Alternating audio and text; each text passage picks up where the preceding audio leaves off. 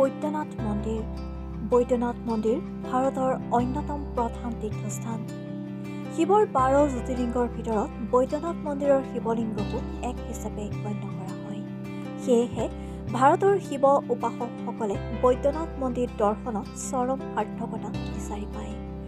পৌৰাণিক আখ্যানৰ ভিত্তিত নিৰূপণ কৰা বৈদ্যনাথ জ্যোতিৰ্লিংগৰ প্ৰকৃত অৱস্থিতিলৈ অৱশ্যে যথেষ্ট মতানৈক্য আছে। বৈদ্যনাথ মন্দিৰ ভাৰতৰ বিহাৰ ৰাজ্যৰ অন্তৰ্গত ঝাৰখণ্ড ৰাজ্যৰ দেওগড় নামে ঠাইত অৱস্থিত। তিনিখন ভিন্ন ভিন্ন স্থানৰ শিৱলিংগক বৈদ্যনাথ জ্যোতিৰ্লিংগ হিচাপে সেই স্থানৰ অধিবাসীসকলে দাবী প্ৰদৰ্শন কৰে। এই তীৰ্থস্থান কেইখন হৈছে বৈদ্যনাথ জ্যোতিৰ্লিংগ দেওগড় ঝাৰখণ্ড, বৈদ্যনাথ মন্দিৰ পাৰ্লি মহাৰাষ্ট্ৰ, বৈদ্যনাথ মন্দিৰ হিমাচল প্ৰদেশ। পৌৰাণিক আখ্যান মতে লংকাধিপতি ৰাৱণে মাক কৈকেয়ীৰ পৰামৰ্শ মতে এই কথাত আশ্বস্ত হয় যে যদিহে মহাদেৱক কৈলাশৰ পৰা আনি লংকাত বসতি স্থাপন কৰিবলৈ সন্মান কৰিব পৰা যায় তেন্তে লংকা নগৰী চিৰদিনলৈ শত্ৰুৰ পৰা অজেয় হৈ ৰব। সেই গতিকে ৰাৱণে কৈলাশলৈ গৈ মহাদেৱৰ স্তুতি কৰিবলৈ আৰম্ভ কৰে। কিন্তু ৰাৱণৰ কঠোৰ তপস্যাটো মহাদেৱ সন্তুষ্ট নোহোৱাত উপায়হীন হৈ শেষত ৰাৱণে নিজকে শিৰচ্ছেদ কৰি মহাদেৱক আহুতি আগবঢ়াবলৈ উদ্যত হয়। ৰাৱণে এটা এটাকৈ নিজৰ 9টাকৈ মূৰ তপ যজ্ঞত আহুতি দিয়াৰ পিছক্ষণতে মহাদেৱ আহি উপস্থিত হয় আৰু ৰাৱণক মনোবাঞ্ছিত বৰদান দিয়াৰ প্ৰতিশ্ৰুতি দিয়ে।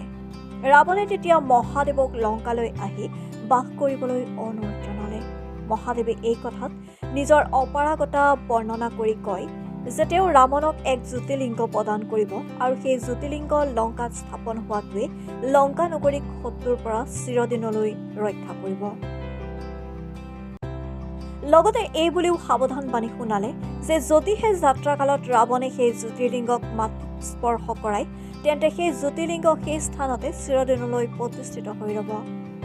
ৰাৱণ এই কথাত পৰম হৰ্ষিত হৈ জ্যোতিৰ্লিংগৰ সৈতে নিজৰ পুষ্পক বিমানত উঠি লংকালৈ প্ৰস্থান কৰে।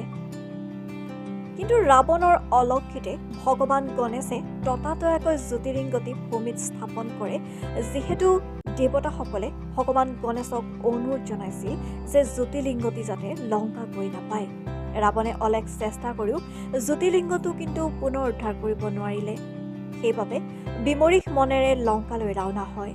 দেৱতাসকলে নিজ উদ্দেশ্যত সফল হৈ সেই স্থানত আহি জ্যোতিৰ্লিংগৰ পূজা অৰ্চনা কৰে আৰু সেই জ্যোতিৰ্লিংগই আজিলৈ বৈদ্যনাথ জ্যোতিৰ্লিংগ হিচাপে বিৰাজমান হৈ আছে। নিউজ ডেস্ক ৰিপৰ্ট, লেংডন বাতৰি।